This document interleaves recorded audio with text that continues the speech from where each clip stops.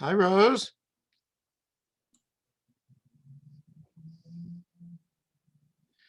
Sorry to keep you waiting this morning, but we just had to do it. So last week we began this unit on prayer and ritual in the mystical life. And so we looked at this early Hechalot text, which is the model for Ein Keloheinu, and that segment of the mystical community had a number of other prayers that we have today, such as Aleinu and Kedusha, which are really based on those texts. So here we have a Mishnah that deals with Shema Yisrael. And we're going to look at a number of texts which deal with the significance of how we recite Shema Yisrael and why. Right? So here's the teaching in the Mishnah. Rabbi Yoshua ben Korcha said, why does the paragraph with Shema Yisrael precede that of Vahaya im Shamoa? Answer, so that one might first acknowledge God's sovereignty. God is one, God is our king, right? And afterwards accept the obligation of the commandments. Seems pretty logical, right? That, first we affirm who's the boss, and then we resolve to do what the boss wants us to do, right? Now, in the time of the Mishnah, which is into the 2nd century, this order was already established. Right? First, you acknowledge God's authority to command, then the implications of that, which is what we do. So, of the different forms of mysticism that we have, this is what we would call normal mysticism, right? Now, the prayer that we say with appropriate intention, with kavanah, right? What is that supposed to do?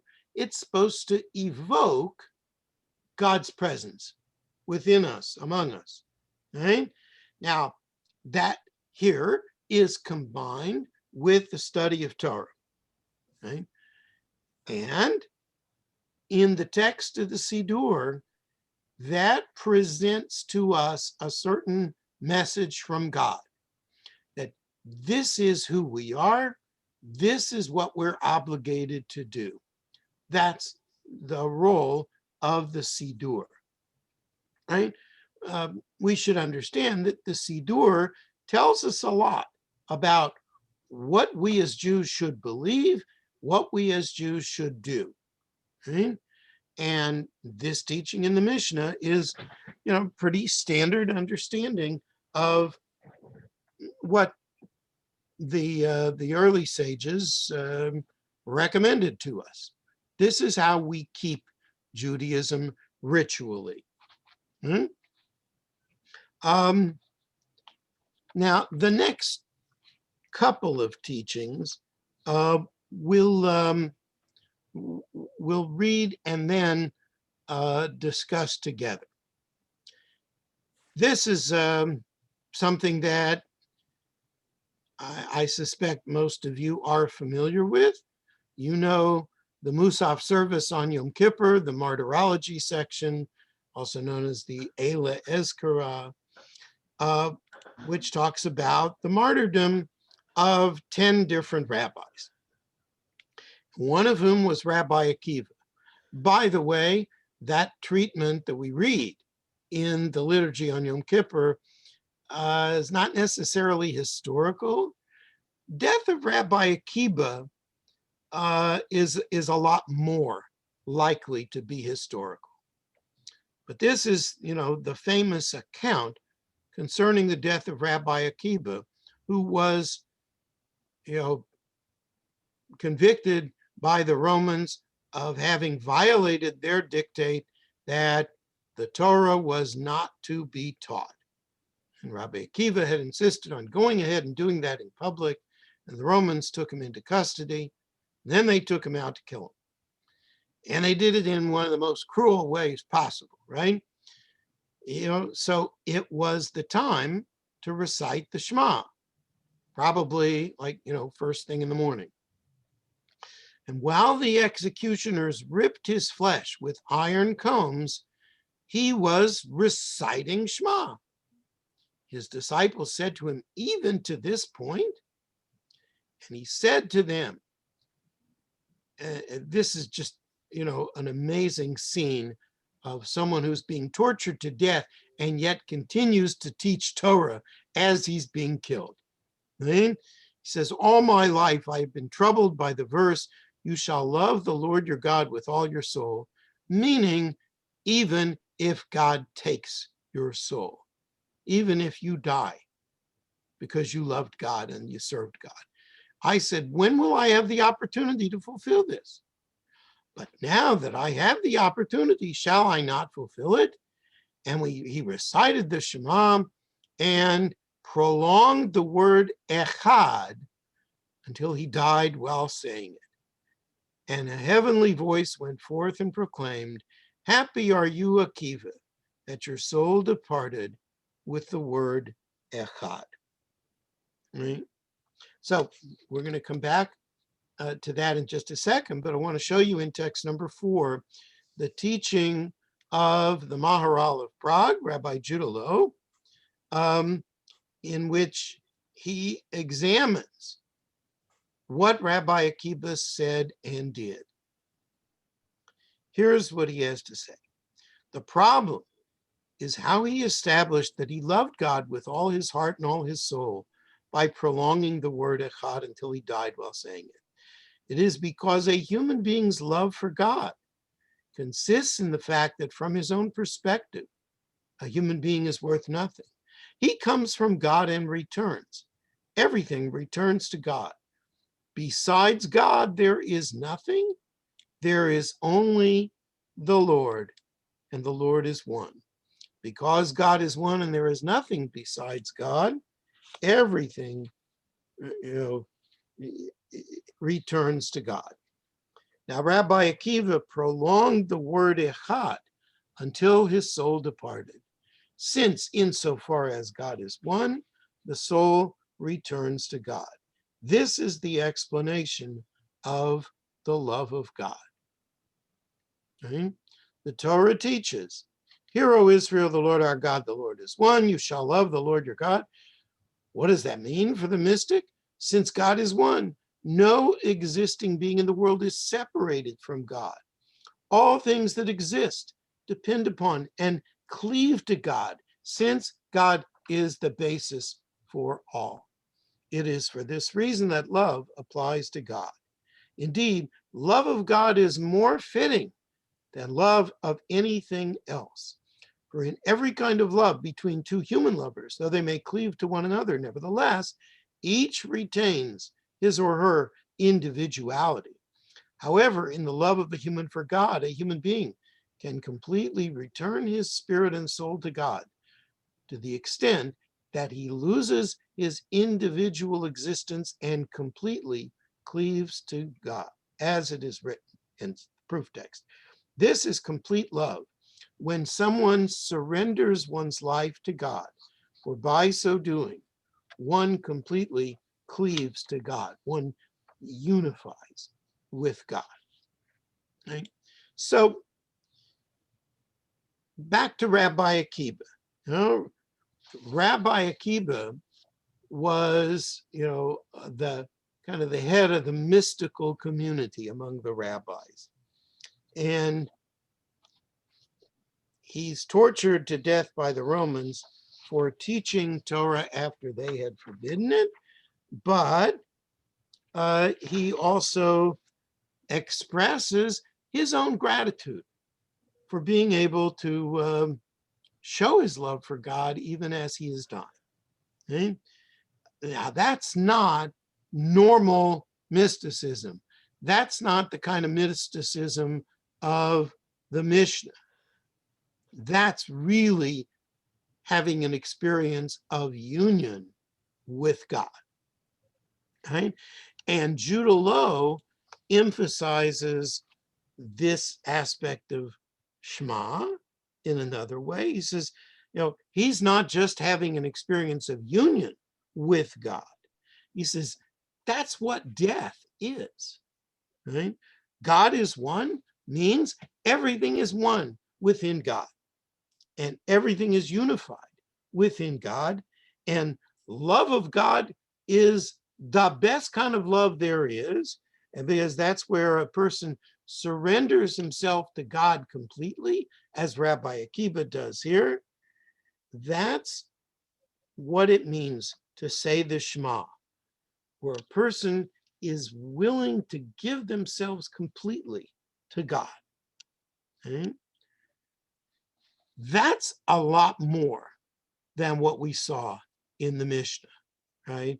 The Mishnah just says, okay, God is the boss.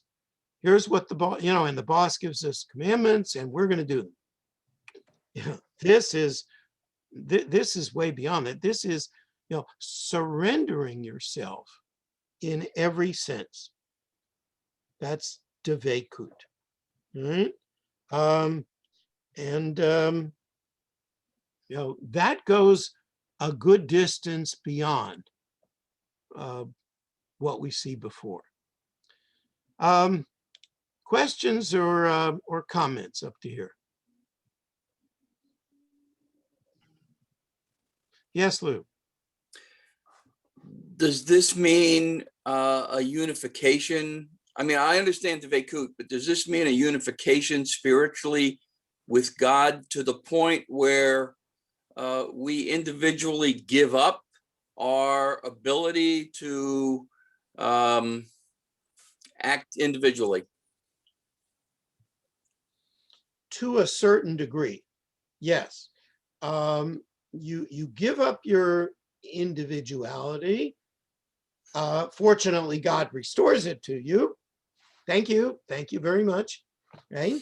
But yeah, you are offering yourself up, not only in union with God, but in giving up your independent self.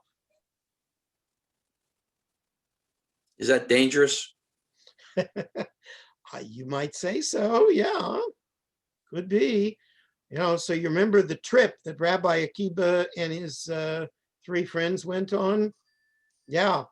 And what happened there? That didn't go very well for the other 3, did it? There's, one of them physically dies. One of them is, mentally unhinged. And one of them is spiritually unhinged and becomes a heretic. Not great results. In baseball, if you get 1 hit in 4 tries, it's like you're okay. You're about average. You get 3 out of 10, you're in the Hall of Fame. That's right. But here, 3 sages out of 4 is an argument for not going up to bat. Okay. So yeah, it is dangerous, to give up your individuality and just allow yourself to float into the higher realms could have negative effects. And of course, the big thing is, with Ben Azai in that text, Ben Azai dies, right? So when you give yourself up and you float into God, so to speak, I don't know if that's a precise, description of it, but if you float into God, you may not come back. That's a problem. Or maybe that's okay. What a way to go. Ben Azai might not have minded. There's a lot of debate about that. Other questions or comments up to here? Rabbi, I know sometimes people today, when they're saying the Shema, will accentuate the echad at the end. Mm-hmm. Say it for a long time. Is that harkening back to this, or is there some other reason? It is hearkening back to this. The original reason for it, however, was that you should emphasize the Dalit in Echad, because if you're not careful, it could sound like the word Acher, which means other. Okay? Hear, O Israel, the Lord our God, the Lord is something else. And what that might be, who knows? That's not what it's supposed to say, right? It's just gobbledygook. So, or heresy at worst. So, so that's why the rabbi said, emphasize the Dalit so that it's very clear what you're saying. Got it. Thank you. I didn't know that. Yeah, but some people, when they do that, they do it with knowledge of the fact that Rabbi Akiva was doing this at the moment of his death. And it's like, it's a way of investing oneself in the truth of that. Mm-hmm. Thank you. Okay. Other questions or comments up to here? All right. So, number 5. Just a brief introduction. In the Zohar, the what do we mean by the Shema? We mean that this unifies the name of God and the letters of the name of God. And that too is a mystical exercise. Okay? We're going to look here in number 5 at this text from Shnei Luchot HaBrit. And this builds on what the Zohar teaches about the recitation of the Shema. So it starts out by saying that the Ein Sof watches over the Sfirot from the beginning of their emanation. The Ein Sof bestows the influx, the power from above in them, illuminates them with its light. This is sort of a description of the creation. The influx of this light causes them to bond in a true and powerful union. This influx is never lacking. The Sfirot are all nourished from the best of the influx. Sounds like a song title, maybe the Eagles, the best of the influx. From this perfection, they provide bread, law, and food to the rest of the world. Yeah, that, in other words, it's content and direction. The four worlds. The sustaining of the connection among the four worlds and the elements until the hub of our world depends upon the influx. Were it to be withheld for even an instant, all the material worlds would vanish into oblivion. In other words, they depend on the constant reinforcement and substance from above. However, the spiritual elements would return to their source. And he says, this is what you should think when you say the Shema. This is the correct intention a person should have in mind. In so doing, a person unites all the worlds from below to above until the first cause. For all these are connected and united, each effect with its cause, level after level, until the first cause. By means of God's great and holy influx, they are connected from the first point to the point of the hub, the center of the world. The correct intention in reciting Shema is that we unite all the Sfirot with one another, and all of them with the one who caused them to come forward. And thereby, we make God king over all creatures, great and small. For God, by means of his great and holy influx, bestowed by his emanations, is the cause of their existence. As you are actually performing a mystical function.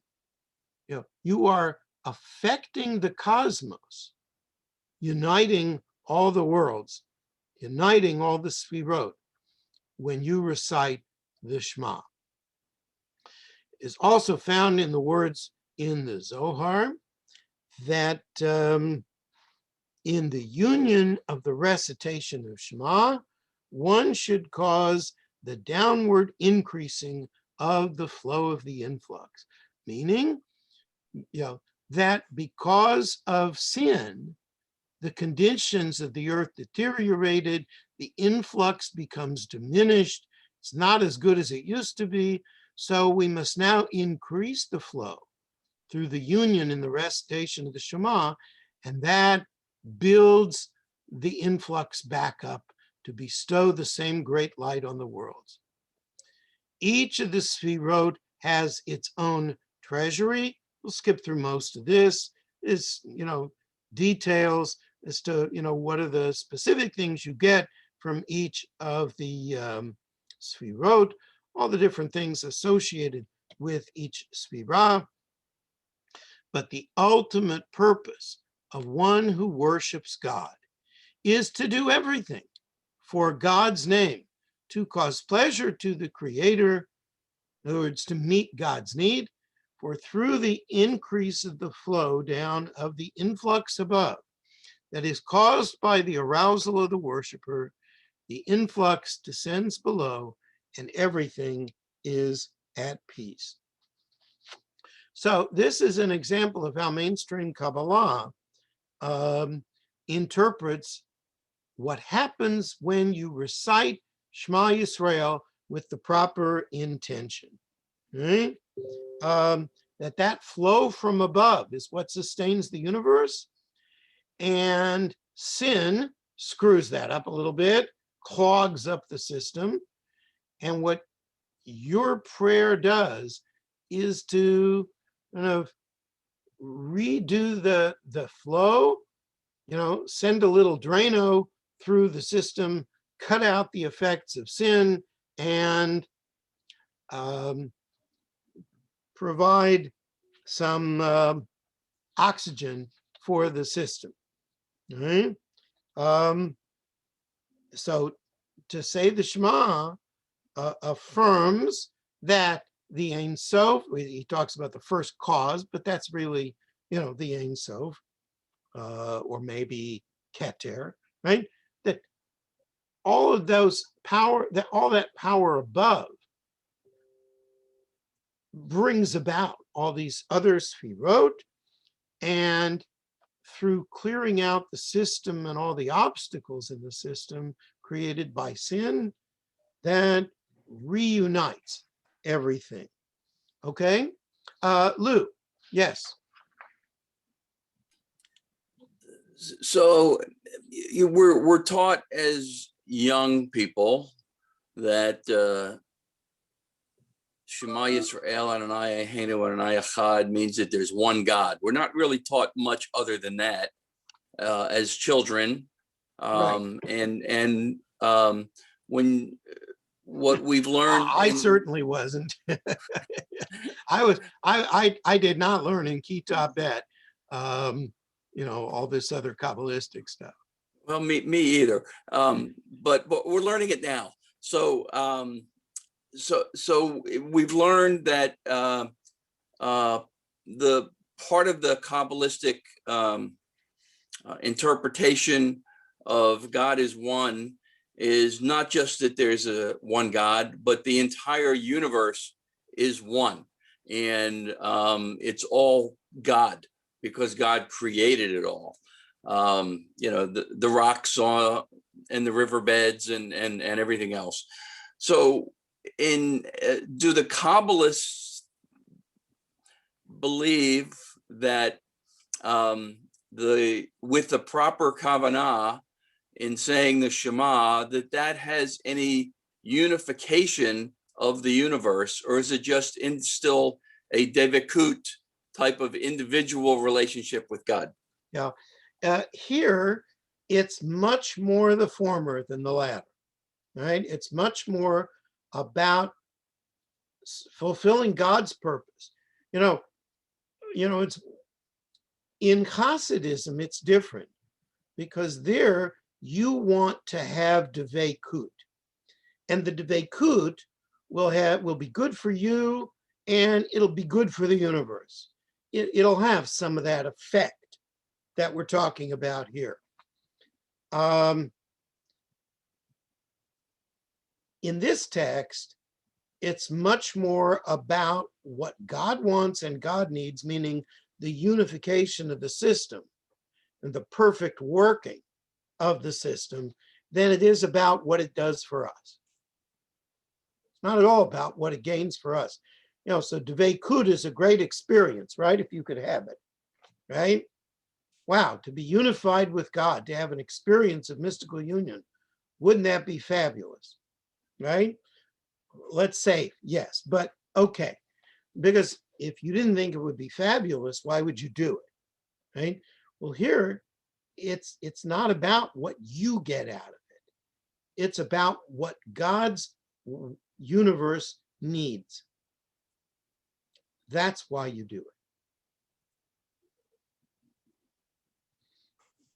Is there some kind of cosmic unification? That's exactly what it is. That your kavanah, your recitation of this according to these principles, brings about that unification, that perfection of the system, or at least progress in the system. And that's what we need. That's what God needs. So that's why you do it. Okay? Other questions or comments up here? Okay. Rabbi, Yes, Karen. the word influx that he's using over and over. Yeah. Is that like opening up the pipes and just having more of this flowing from God? I don't quite. Yes. Okay. So, I mean, and I really do frequently use the analogy of plumbing. All right. What happens if you throw things into your sinks or your toilets which shouldn't be there? Right? They clog up the system and they prevent it from functioning in the way that it should function. Right? And so what do? You have to run some Drano into the system, if that'll work. And you clear out all the gunk, and then things work better, right? So in Kabbalah, sin is the gunk that clogs up the cosmos. That prevents the influx, the support which God provides to the universe from sustaining our universe, from sustaining our lives. And so what we have to do is, through prayer that is done in perfect kavanah, with the proper intention of restoring the system to its rightful workings, that we clear out. Those prayers function to clear out the system. They are the Drano that cuts through the sin, along with proper repentance for one's sins. Right? That cuts through it all. And let's say restores the divine system to its proper workings. And Okay? again, going back to Lou's comment, it's not about the individual so much as that the contribution to the larger good. Yes, absolutely. But Okay. again, don't confuse the larger good for, let's say, tikkun olam, or the benefit of the community. This is for the benefit of God. Yes, it benefits the community. Of course it does. Because when the world functions the way God wants it to, then we all benefit, right? But the main reason for doing it is not because we benefit, but because this is what God wants. This is what God needs. This is why God created the universe. God didn't create the universe so that we could muck it up with our sins. Okay? Yes, thank you. Yeah. Any other comments or questions before we go on? All right. Let's go to number 6. Okay? So this piece is about how the Zohar reinterprets the meaning of the Amidah. Okay? For most of us, if we recite the Amidah with appropriate kavanah, what does that mean? It's fairly simple, actually. It means that, we understand a little bit of what we're saying, and we ask God for certain things, or we declare certain things about God. That's what it means. That's all. The Zohar is much more like what we just read about than anything else. So it says, when you get to the part right before the Amidah, Emet V'Yatziv, that is when the bride is fully adorned with all her attendants. When they reach Ga'al Yisrael, that's the end of the blessing, everyone has to stand up erect, for when we come to Emet V'Yatziv, her attendants lift her, and she raises herself to the supernal king. When they reach Ga'al Yisrael, and that's when you begin the Amidah, the holy supernal king appears in his levels to receive her, and we must stand in awe and trembling before the supernal king, just as when he stretches forth his right hand towards her and puts his left hand under her head, and then the two embrace, kissing as one. Okay, so that is kind of code language for the unification of Tiferet and Shekhinah, one of the middle sfirot, masculine sfirah, and the bottom of the 10 sfirot, feminine sfirah. Hence all this talk about embracing and kissing and whatnot. Okay? But again, it's not necessarily a physical thing. That is just language for the unification of the sfirot. And that's what's supposed to be happening when you come to the beginning of the Amidah. So now we're at the start of the Amidah. This occurs during the first 3 blessings. One must concentrate his will and focus his intention on all these rectifications and the order of the prayer. His mouth, his heart, and his will must be as one.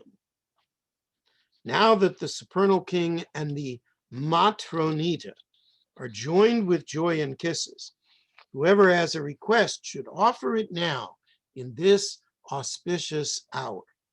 After one has made his request of the king and the matronita, he directs his will and his heart to the last 3 blessings, so as to arouse the hidden delight, since through these 3 blessings, she is blessed with another embrace.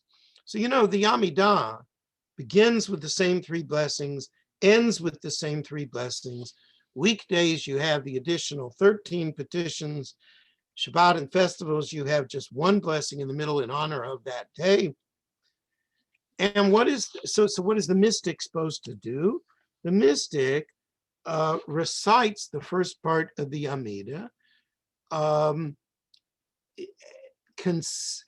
with the idea in mind of the unification of the Sfirot, specifically Shekhinah, the queen, and Tiferet, the king, right? And if you do that properly, then it begins a time where all the prayers that you're going to recite in the middle of the Amidah will be ripe for fulfillment. And then you pray the last part of the Amidah, the final three brachot, with the idea that you are renewing the embrace of those Sfirot. Okay? So, sounds pretty complicated, but it's actually relatively straightforward compared to some of these other texts about prayer. Comments or questions here? Yes, Lou. This paragraph, this text that we just read from the Zohar, so that's 12th century, 13th century. Zohar is 13th century. And so the structure of the Amidah, I'm guessing, precedes that. Yes. Oh, yeah. That goes back to at least to the time of the Mishnah. So the first couple of centuries, the Common Era. Okay, so this philosophy, interpretation or philosophy was fitted to the structure of the Amidah, not the other way around. Correct, because the structure is way older. And there's nothing of Kabbalah really before the 12th century.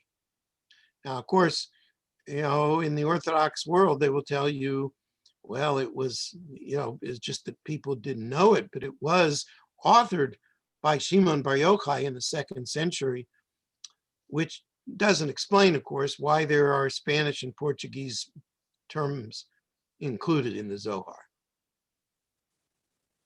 which would have been totally unknown to people living in Palestine in the 2nd century.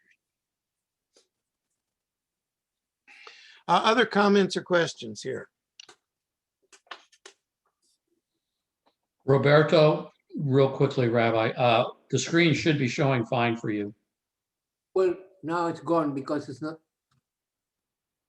Is this what you're talking about, Roberto? Yeah, it was not showing. It says that the screen is showing, but there was nothing there this time. Yeah. So Okay. yeah, sometimes I take it off so that I can see if people are raising their hands and so forth. Okay. Right? But I keep it on when I'm reading the text, like we're going to go into number 7 here. That's okay. Yeah. Okay.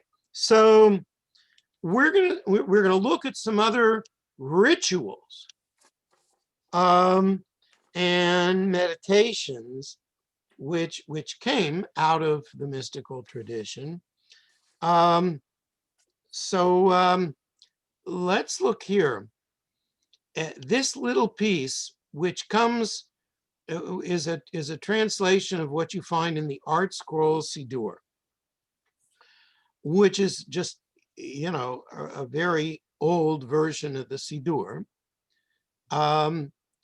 You don't see this particularly in the conservative Siddurim, right? Because they're definitely not Kabbalistic. Sorry, are you showing it now or not? Yeah. Yeah, I don't see it. That maybe there's a problem. I don't know if in my end, but I don't see it now. I used to see what you show. Let me stop it and pull it up again. Okay. All right. Do you see it now? I'm seeing it fine, Rabbi. This is Daniel. It goes. Yeah. Okay. So this is the meditation recited before putting on the Talit. What do they say? This I do for the sake of the unification of the Holy One, blessed be he, and his presence. Okay, so that what that means, Holy One, blessed be he, Hakadosh Baruch Hu, that is code language for the Sphira of Tiferet. Ushechinte, that's the Sphira of Shekhinah. So again, the unification of the masculine and feminine Sphirot in fear and love to unify the name, the Yud-He and the Vav-He, right? In perfect unity, right? You know, to unify God's name in the name of all Israel. In other words, this was so that when you performed the mitzvah, you would have this little meditation which reminded you of the Kabbalistic meaning of this mitzvah and how you were supposed to perform it, right? And you can see this in many different Orthodox prayer books, right?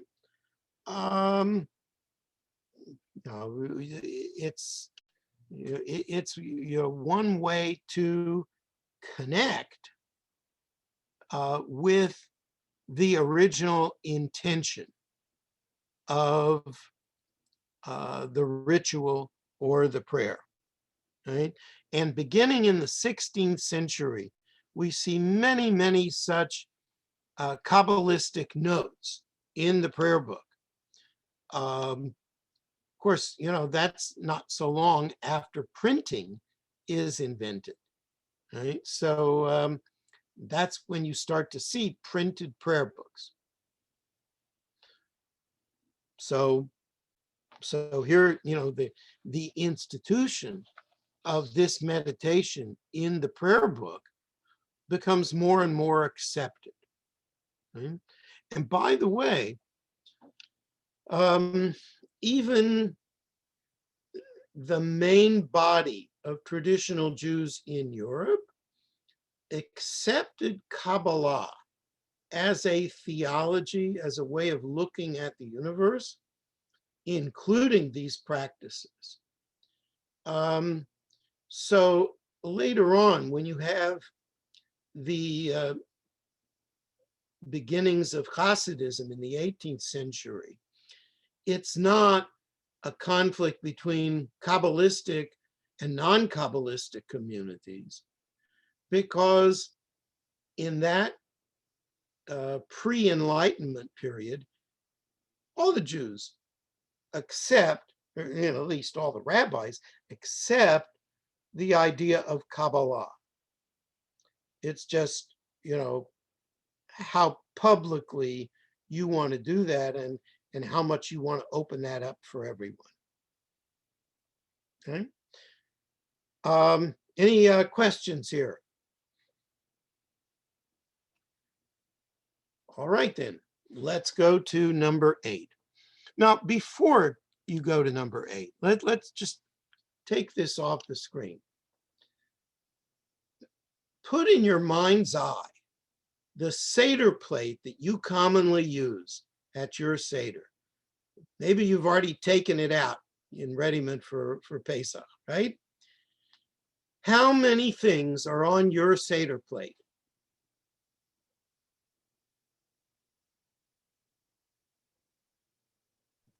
Five or six, depending on your plate. You're hedging. But you're right. I know. Right. I know. I know. Yeah. Anybody else? 42. You don't have 42 things on your plate, Daniel. You don't have room for 42 things on your. How big is your Seder plate? It's the default answer when you don't have a clue. I see. Okay. Yeah. What is the answer to everything? I don't remember exactly, but I think it's like 7 or 8. 7 or 8 on your plate. You have a big plate too, Roberto. Yeah. Most Jews today, the default number is 6. And most Jews do not know why. right? It's two horseradishes, right? No, No. no. So here I'm going to show you why. This is in a commentary on the Shulchan Aruch, which quotes one of Isaac Luria's books. This is what he says. All right. This is the pattern of the Aries plate, Luria's plate, from his book Eitz Chaim. And this is what it means. First, you have 3 shmura matzahs. Okay? You did know you're supposed to have 3 matzahs in or on the Seder plate, right? Yeah, 3 layers. Okay?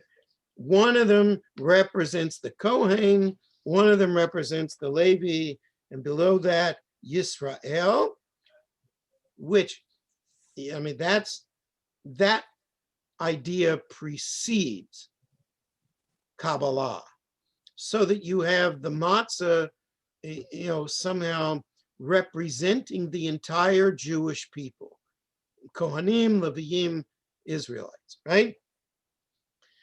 Representing the 3 intelligences, in other words, the 3 highest sfirot, Keter, Chochma, Bina, uses the term Abba Ila'a, which is a Lurianic term for those 3 top sfirot. Afterwards, one takes the maror, the karpas, and the charoset, the 3 kinds of dishes, and the shank bone of the roasted lamb and the roasted egg, setting these 5 items above the matzot as follows. The shank bone representing chesed goes on your right. The egg representing gevurah goes on your left, right? The egg is boiled, so it becomes hardened, right? So gevurah representing power, representing judgment, din. That's probably why he associates with the egg with gevurah, right? Maror, which alludes to Tiferet, well, that goes in the center between the shank bone and the egg, because Tiferet maintains the balance between Chesed and Gevurah. Afterwards, the Charoset goes on the right, directly below the shank bone, because the Charoset alludes to Netzach. After that, the Karpas, alluding to Hod, goes on your left, directly below the egg. Then one takes some Chazeret, the lettuce, which some people use as a form of maror, because it has a little bit of a bitter aftertaste, and sets it directly below the maror in the center. For this corresponds to Yesod, the chazeret being used for the sandwich, the Hillel sandwich. And the plate itself, which includes all of them, is Malchut. Thus, there are the 10 sfirot of wisdom. And one should not alter this arrangement. Happy is the one whose intention is according to the above. All right. So the 10 sfirot are the 6 items that are put on there, the three pieces of matzah, and the Seder plate itself. All right. And by the way, you have other rituals on Passover that allude to different things about the sfirot, right? It's not just that you're supposed to feel what the slaves ate when they ate the matzah. It's, you eat the matzah to cleave to the power behind the matzah and to add power to it. Just celebrating Passover, it's rejoicing, and rejoicing brings forth more rejoicing. Right? And so the joy of Israel, in a mirroring fashion, causes joy to the Holy One. Right? So, it's not about what Passover does for us. It's about what Passover does for God.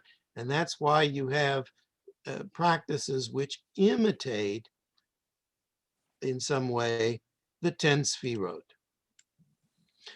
Questions or comments up to here?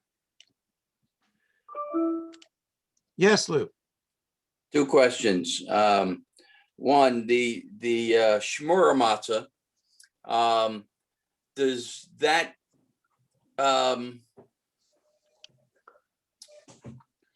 term go back to Luria or before, or is that more of a modern discussion about the specially observed matzah? You know, I'm not sure when the notion of shmura matzah came in to practice. And it doesn't really, as far as I know, have anything to do with the mystical tradition. It simply means that all the wheat was specifically guarded from the time that it was reaped until the time it was packaged, or including the baking process, right? Now, you know that if you happen, once something is made into wheat, in order to be kosher, it doesn't have to be watched after. Your presumption is it's just wheat. But there are pious Jews who follow this practice, of only using matzah where the wheat was guarded and under supervision from the time it was reaped until the time it was made into matzah. Okay, that's why shmura matzah is so expensive. Yeah, I mean, I'm aware of what it is today. I didn't think that concept went back to the 15th century. Yeah, well, it may go back farther. So, okay, the second question. I don't know exactly. Second question has to do with the number of items on the plate, on the typical plate, not the 10 Sfirot discussion. But when I was a kid, there were 5. It was Pesach, Moror, Charoset, Beitza, and the Karpas. Yes. And now many of them have 6, which includes the Chazeret. Correct. All right. So when did this change take place, and when did it become more commonplace? So I would say, yes, thank you, Daniel. I would say that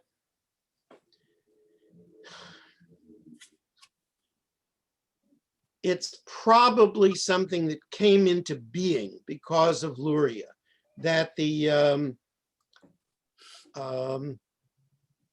Chazeret was added to the Seder plate. Probably was 5 before that time. And then everybody just, followed Luria because everybody practiced these Kabbalistic customs anyway. Why did Luria add Chazeret? So that, so instead of having these 6 things on the plate, these 5 things, you'd have 6 plus the 3 plus the Seder plate itself, and you got to 10. So it's a matter of counting just to get to 10. Yes. There's no real spiritual symbolism to it on its own. Yeah, not really. Okay. No. And so, if you understood that, maybe you said, well, I don't really believe in that. So you knocked out the Chazeret, which is not a great loss in terms of the practice of the, because it's just another form of either karpas or maror, right? Depending on which you use it for and which you ignore. Okay, thank you all very much. And we'll carry on again next week. Okay, have a good week. Thank you, All Rabbi. right. You too, Roberto. Be well, everybody. Thank you. Ra- Thank you.